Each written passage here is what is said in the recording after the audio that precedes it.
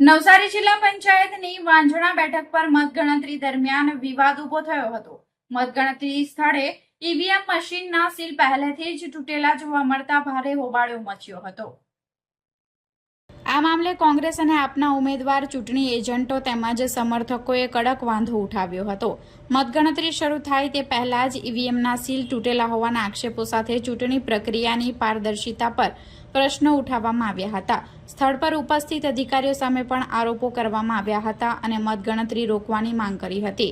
પરિસ્થિતિ તંગ બનતા ડીવાયએસપી સહિતનો પોલીસ કાફલો ઘટના સ્થળે દોડી આવ્યો હતો અને મામલો થાળે પાડવાના પ્રયત્નો કર્યા હતા।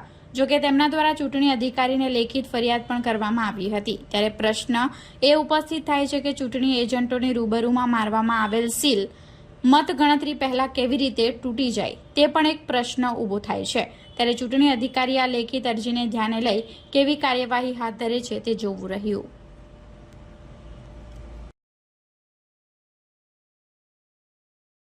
હેમાંગીની વાંધણા જિલ્લા પંચાયત હેમાંગીની પટેલ ઉમેદવાર।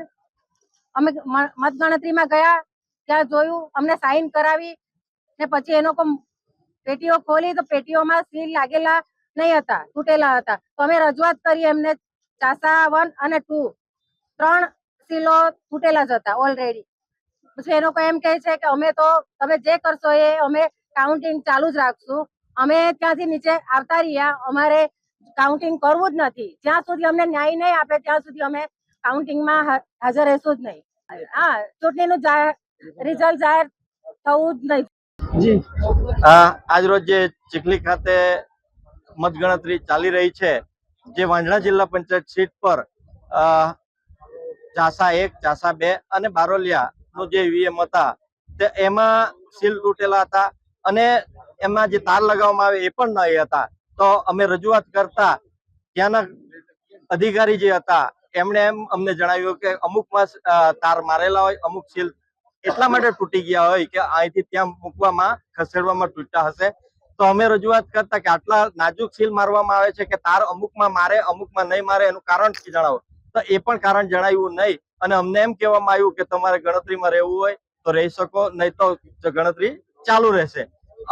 એના માટે અમે ત્યાંથી ગણતરીમાંથી નીકળી આવતા નીચે બેસી જતા આરઓ મેડમ આવે છે અને આરઓ મેડમનો પણ સ્પષ્ટ એ જ જવાબ હોય છે કે તમારે જે કહે તે લેખિતમાં આપો ને ગણતરી તો ચાલુ જ રહેશે। તો આવી જ રીતે જો ચૂંટણી થવાની હોય તો હવે ચૂંટણી પ્રક્રિયા કરવાની કોઈ જરૂર લાગતી નથી। પોતે જ જીત મેળવી લેવી જોઈએ અને આ લોકોને હેરાનગતિ થાય, કેમ કે ભરોસો જેવું કઈ રહ્યું નથી ચૂંટણીમાં। એટલા માટે અમે આ નીચે આવી ગયા છે।